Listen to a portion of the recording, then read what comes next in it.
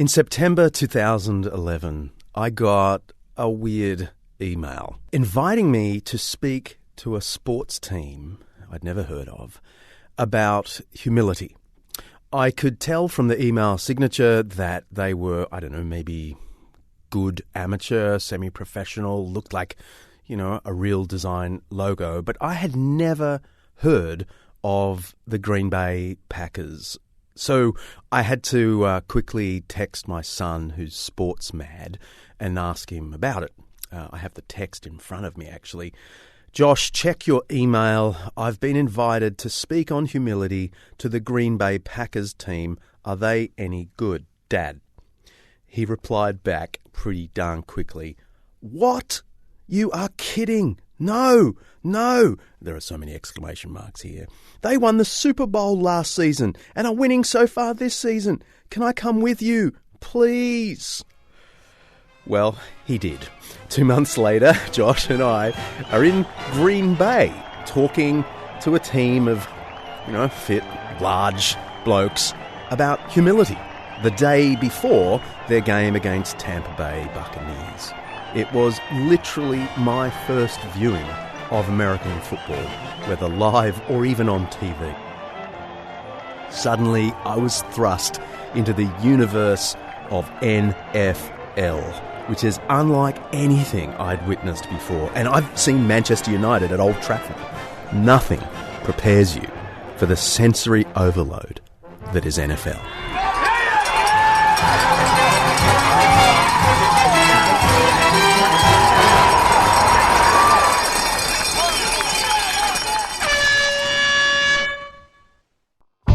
I'm John Dickson, and this is Undeceptions.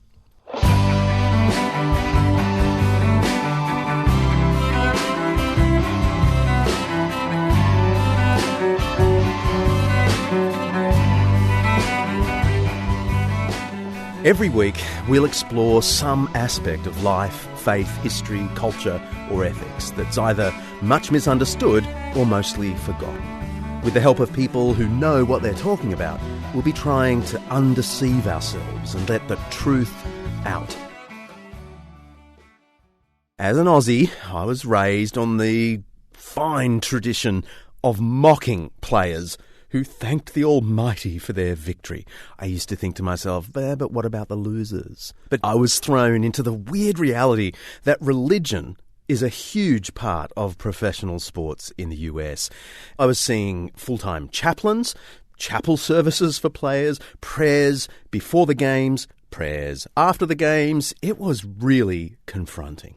Then there's the Tim Tebow phenomenon, which occurred around the same time. Touchdown, Tim Tebow! He was the quarterback of the Denver Broncos. He would often write Bible verses on his eye black. That's the black strips players would paint under their eyes to kind of reduce the glare of the stadium floodlights. In a national championship game in 2009, Tebow wrote John 3:16, "For God so loved the world that he gave his only Son, and whoever believes in him shall not perish, but have eternal life." That verse was the most Googled item of the day. More than 92 million searches, according to Time magazine. You might also have heard of Tebowing, an internet meme craze that swept the world after Tebow knelt on one knee to pray beside the field after a win, while his fellow players celebrated around him. Here's a reminder from ABC News in the States. Even before Sunday, we knew Tebow was big, with fans making customized Jesus jerseys and posting pictures of themselves online Tebowing, imitating Tebow's signature on-field prayer position. But after Tebow engineered yet another impossible last-minute win with this 80-yard overtime pass, we now have solid evidence that the dude is genuinely huge. So today, we're celebrating the start of the NFL season, because I can now say I'm a huge fan of the sport. And I'm excited to be speaking to a bunch of people who are part of my favourite team, the Green Bay Packers. We'll answer the question, are we right to be cynical about the displays of faith we see in our sports people today? Are they deceiving us and themselves about whether God really cares for football or baseball or cricket? We were just outside Lambeau Field, and you can almost hear the preparations and excitement. I feel it, don't you? I'm excited. It's going to be a new season. I'm still a fan. Even though I'm a part of it, I'm still a fan. So I'm sucked into the excitement energy. Does the city live, from season to season? Do you lose the will to live come January? The city really lives on the Packers, and I've been here for now 15 years, but when I first came, they were in a losing drought, and I remember or losing season, and I think it was the end of December. I think it had to be 20 or 30 below. We were playing Detroit of all teams, which they were terrible. The game meant nothing, and the stadium was packed. I'm talking to Troy Murphy, the chaplain of the Green Bay Packers, standing outside Lambeau Field, the home of the Packers in Green Bay, Wisconsin. Troy's been chaplain for the team for 10 years, and he says the Green Bay Packers have had a strong Christian influence for a long, long time, at least since the era of its famed head coach, Vince Lombardi. Lombardi is so highly regarded in the NFL. His name is on the Super Bowl trophy. And he was a devout Roman Catholic.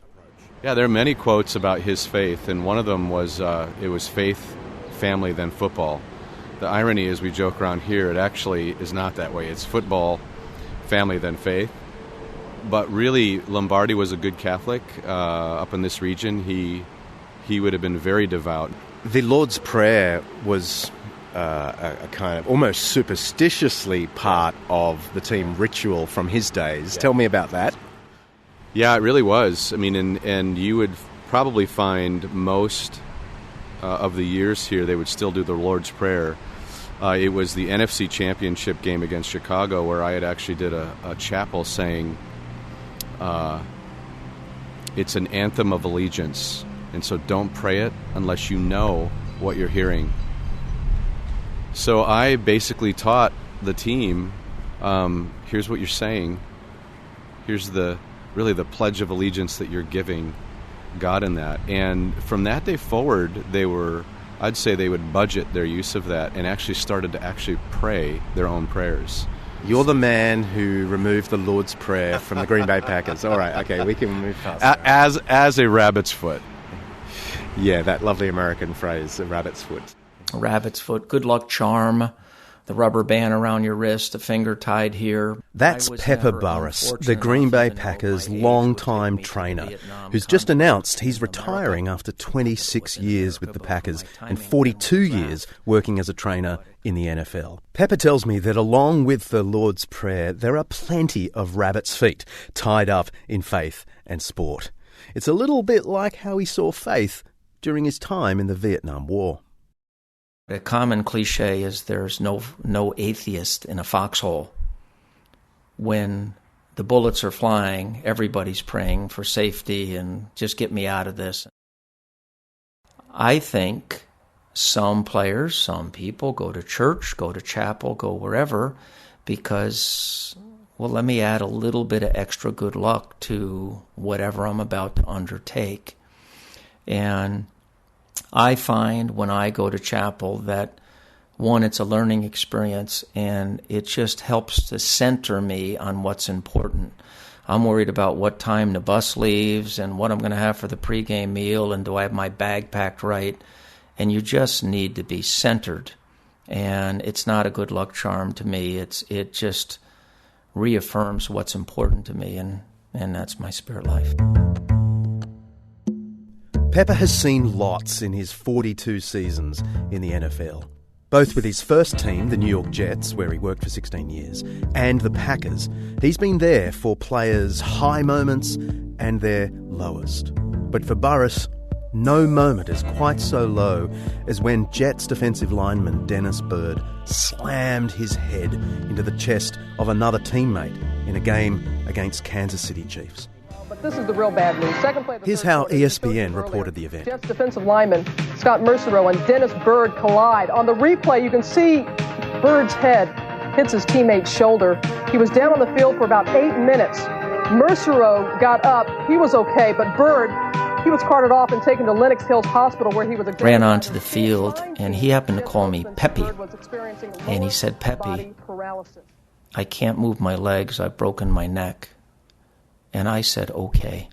And that okay was an entire paragraph where I said, okay, we've got you. We got you. We're taking care of you. And spine board, ambulance, lights and siren. He could not move anything from his neck down. And his wife, Angela, was in the ambulance with me. I was tending to some of his athletic equipment to get it off of him. And he was praying with his wife. And it almost made me fall out of the ambulance when I heard him say, thank you, Lord Jesus, for putting me in this position, because you know I'm strong enough to stand up under it. And even the fact he used stand is, I don't know if it's an oxymoron when you're paralyzed, but whatever the correct adjective is. But I will remember that day like it was yesterday. And that was the November of my last year with the Jets, came out to Green Bay in '93. And that fall, he walked onto the field at the New York Jets. All of a sudden, a game that 10 seconds earlier was a game, you're talking life and death. I've got an NFL ball signed by loads of the Green Bay Packers. Yes, Aaron Rodgers, Jordy Nelson and the rest, coach. Just the fact that I have this on display in my office, you know, the big pose item, sort of indicates how successful these guys are. But so much of being an athlete is on tenterhooks. One injury and a player can be out of the game for good. I look at the signatures on my ball just from a few years ago, and some of these guys are gone. They're out of the spotlight completely. Even when it's not as serious as life and death, for these players, success or failure can hang on just one throw, one catch, or a bad one. If you've trained your whole life to be a defensive linebacker or a wide receiver or a kicker, who are you if you can't be that? Chaplain Troy Murphy says that sadly it's actually in the low moments, and there are many of them, where he feels best able to make a real difference. My role is I want to move them forward in their faith, and sadly, and yet I would say in a fruitful way, most of the adversity actually helps me in that dialogue. When a fella is injured, I have some of the best conversations, or when their future's unsure with contract, or it's a losing season. I have other friends that are chaplains, and when their teams were at their worst, ministry was at its highest. If you think about the life of these elite athletes, it's a very short part of their life. And I would almost liken it to what I just taught last Sunday at our church, Jesus pushing the disciples into a boat and saying, get in this boat, and he's going to shove them into a storm. He knows the storm's coming. I almost view the life of these athletes storm-like, and really refining what do they believe in, what do they trust in. And obviously some are really successful, many aren't, most aren't. And I think it's in those seasons of adversity where faith obviously surfaces in any of our lives when we hit troubles. And whether it's contracts or injury, or they're not as good as they thought they were, all those things I think factor into really good faith stories or faith conversations. And that's where I think faith really hits a lot of these players. And then, of course, there are the big highs. In the NFL, winning the Super Bowl is the ultimate prize. But what does it feel like? After the break, we speak to Mason Crosby, the kicker for the Green Bay Packers, who's actually been on the field for their win of the Super Bowl in 2011. This episode of Undeceptions is brought to you by Zondervan Academic's new book, Jesus and the Powers, by N.T. Wright and Undeception's favourite, Mike Bird. Should Christianity have anything to do with politics?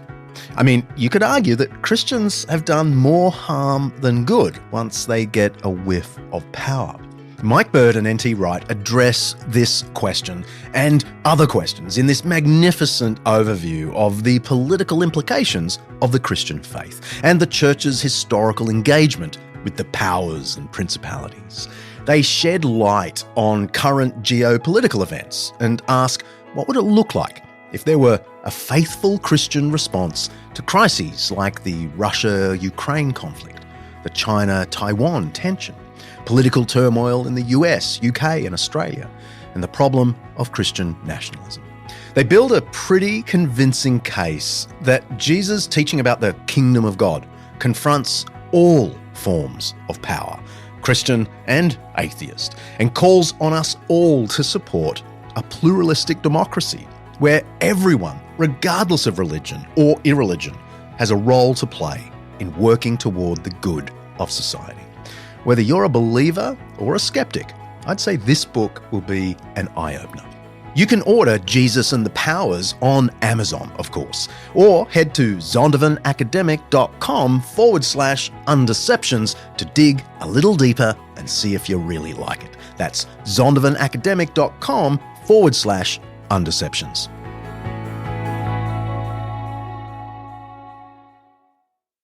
Let's press pause. I've got a 5-minute Jesus for you. In the ancient world, humility was not a virtue. The idea that I would address gladiators in ancient Rome about humility is just bizarre. And yet, this was the topic I was invited to speak on to the Green Bay Packers. In the ancient world, part of the reason humility wasn't a virtue is that that world operated according to honour and shame. The scholars often think of the ancient world, at least the Mediterranean world, as an honour-shame culture. That means that honour is almost the greatest good that you have to pursue for your family, for your tribe, for your city, or even just individually. And shame is the greatest evil to be avoided at all costs. And many decisions in life, political, military, moral, relational, family, they're decided along this axis of, does it bring honour? Does it bring shame?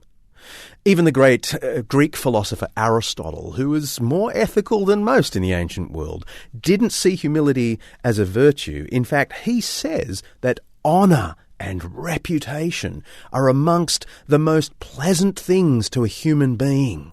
Mostly when you really are honourable, but it's still great when people think you are honourable and great. This is the way the ancient mind thought. And they used the word humility in a kind of derogatory context. So you could be humble toward the emperors, of course, because they could kill you.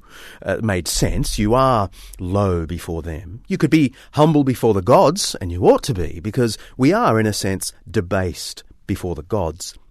But the idea that you should be humble toward an equal, let alone a lesser, was unthinkable. So what happened? How did our culture come to prize humility and despise honour-seeking? The answer has to do with the incredible influence of Jesus. Now that sounds like the sort of thing any Christian would say. Jesus gave us this. But this is pretty well attested in scholarship today, that the influence of Jesus on our culture gave us this virtue of humility. And it probably wasn't that Jesus said humble things. He did say humble things. He said stuff like, whoever wants to be great among you must be a servant. But historians think the real thing that triggered this humility revolution was his crucifixion. Because crucifixion was the most shameful point in the Roman world. The idea that a great person would end up on a cross voluntarily, it just upends the whole Greek and Roman honour-shame system. But the Christians watched their master die on a cross, and they had to do some fancy thinking. They had to work out, does this mean Jesus wasn't as great as they really thought he was? Or does this mean we have to actually reinterpret greatness to include the willingness to lower yourself for the sake of others? Well, that's what they did. And they suddenly started to use the word humility, tapeinos in Greek, to refer to a positive virtue, a decision to lower yourself for others, not the kind of being forced down low. And perhaps the first text in Western history to make this apparent is in Philippians 2. It says, "In humility consider others better than yourselves. Your attitude should be the same as that of Christ Jesus, who being in very nature God, did not consider equality with God something to be grasped, but made himself nothing. He humbled himself and became obedient to death, even death on a cross." Here it's pretty clear that this word tapainos, this word that usually meant to be crushed, is now used for Jesus' own decision to give himself for others. And the Apostle Paul, who wrote this letter, is playing on that idea, and he says your attitude should be the same, and therefore you should humble yourself before others. By the end of the first century, many people are beginning to use the word humble yourself before others. By the end of the 5th and 6th centuries, it's spread out so that even secular folks are talking about the virtue of humility. And now, it doesn't matter whether you're an atheist or a Christian, most of us think when you're great but humble, it's beautiful. That is just one small impact of the life of Jesus on Western culture. You can press play now.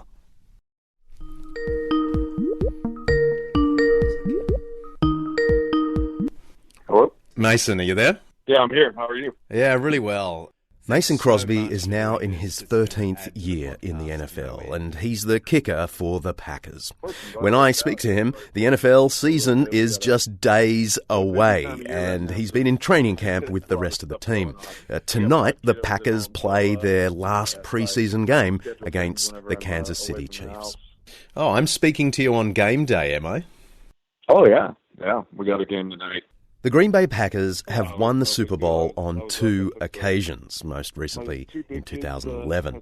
I didn't have any of the excitement that went with that because I only got to know them the year following. But Mason Crosby was on the field for the Super Bowl, and he says it's his absolute career highlight. And then winning a Super Bowl, being part of that team, you know, the moment when we won it was so special.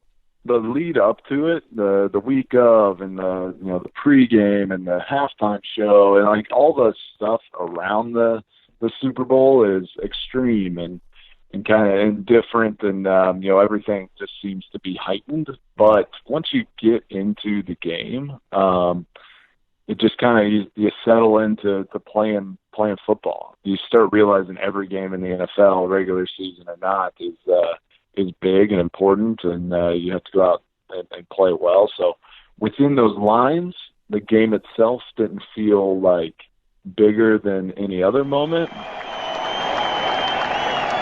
But the sideline, the crowd, the entertainment, all the other stuff kind of surrounding the game was more extreme than any other game I've ever played.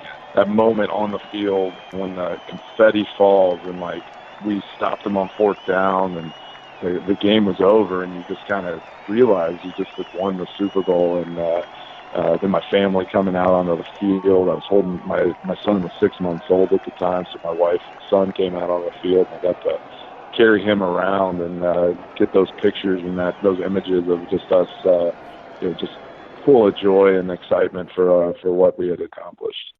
That one is probably. That's definitely the highlight and the biggest high moment of my career, for sure. The pinnacle of sport is the win, and that's where we'll get most of those players who give glory to God. But Pepper Burruss isn't convinced that's the right way to display faith in sport. Some people, just get so wrapped up in the fact that it's just a game, and it has no eternal value. When people pray about, winning and losing, there's Christians on both teams. There's non-Christians on both teams. There's people praying on both teams. And I like to say, God really doesn't care who wins or loses. God tends to care what you're doing with the talents that you've been given, and are you using them essentially to please the Creator? I mean, if you're wasting your talents, your money, your gifts of hospitality, you're cheating someone. Mainly what I pray for and what I ask God to kind of protect on the field, safety, things like that. I guess in my mind, I don't always pray. I don't pray to get a win. I pray for safety. I pray for, the ability to go out on the field and give my all, and to be free in that. And those are the prayers that I think all elite athletes who are Christians, especially here on our team, whenever guys pray before the game, I hear them praying for that, praying for safety, praying for not only our team, but the other team to be healthy and not have injuries. And then just praying to play at the, what God's given us talent wise and the ability to do, play this game, to go out there and do it to the best of our ability. So those things are never above above praying for, and I think God answers those prayers all the time. Mason Crosby did a lot of praying in 2012. He tells me about one particularly hard season when nothing seemed to be going right for him on the field. 2012 was by far my worst year percentage-wise. It was a strange year. It was a year where I didn't feel bad over the ball. Like, I didn't feel bad when I got my stance, and then I went through a stretch. I think I missed a field goal in 7 or 8 straight games, something like that. It was craziness, but we were a good team. We kept winning games. A bad day at the office for Mason Crosby is a bit different from the rest of us. He was still making 63% of his kicks, which is not too good for a professional kicker, but, in academia, that's a pretty good pass. Still, he's one of the only players to have scored well over 1,000 points in the NFL. Some of the kicks weren't really like meaningful kicks. We were up by, 2 touchdowns or something, and I'd miss a goofy field goal late in the game or in the middle of the game. So that year was just was so strange, and all the bad stuff going on the field where I just could not find a way to be consistent and make all my kicks led to something that I'm so thankful for all the time, is just a different perspective for this game and how I view all those moments. That year, kind of changed my life. I was living on performance of like what I did on the field. So it was like everything, hinged on what my performance was on the football field, instead of really living in relationship with Christ, living in relationship with my family and my friends, and then really treating this as a job, something I'm privileged to get to go out, do, and enjoy, and all the fun things that go with it, and being a better teammate, and doing all that. Like, I felt like I became a better teammate through that trial of missing kicks on the field. I grew so much in my personal life and in my professional life. I have no doubt there's always going to be adversity, and there's always going to be moments that don't go my way. And through my faith, I'm able to just kind of move on to the next moment and see the beauty in it. Moments like what Mason is describing are where chaplain Troy Murphy earns his stripes. He understands the pressure these guys are under. He himself is a former US Marine.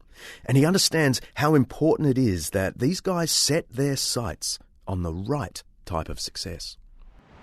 I think the hardest thing about faith for them is to make it the center versus football and their career being the center. If we can get that to be the center, then football becomes a joy, a gift, a privilege, something that God gave.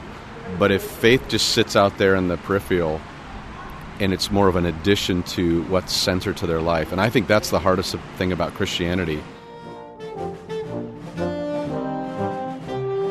Football players are just like us then. They're just figuring out how God works in their lives. They're just doing it on the field or instead of the elevator or the office or walking to the next meeting.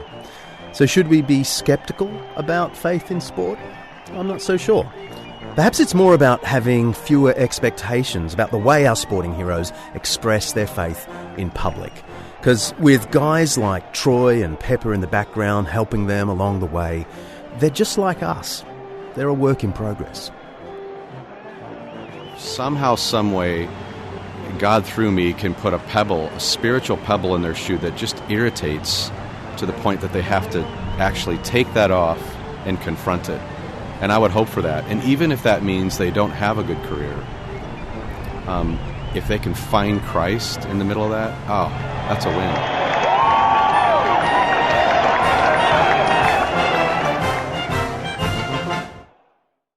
Papyri one week, the Packers the next. I hope you're enjoying Undeceptions.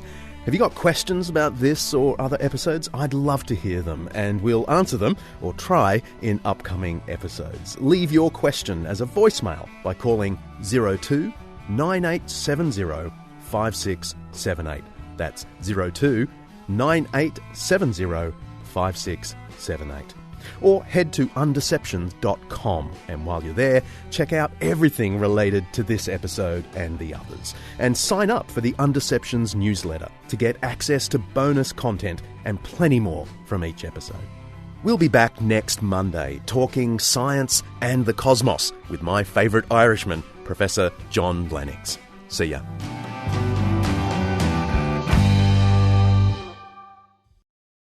Undeceptions is hosted by me, John Dickson, produced by Kaylee Payne, directed by Mark Hadley. Our theme song is by Bach, arranged by me and played by the fabulous Undeceptions band. Editing is by Bella Ann Sanchez. Head to undeceptions.com, you'll find show notes and everything related to the episode. So this is episode 2 of Undeceptions, and we're doing the theme set, take 1, in 3, 2. Suddenly, I was thrust into the universe of NFL, which is unlike anything I'd witnessed before. And I've seen Manchester United at Old Trafford. Nothing prepares you for the sensory overload that is NFL.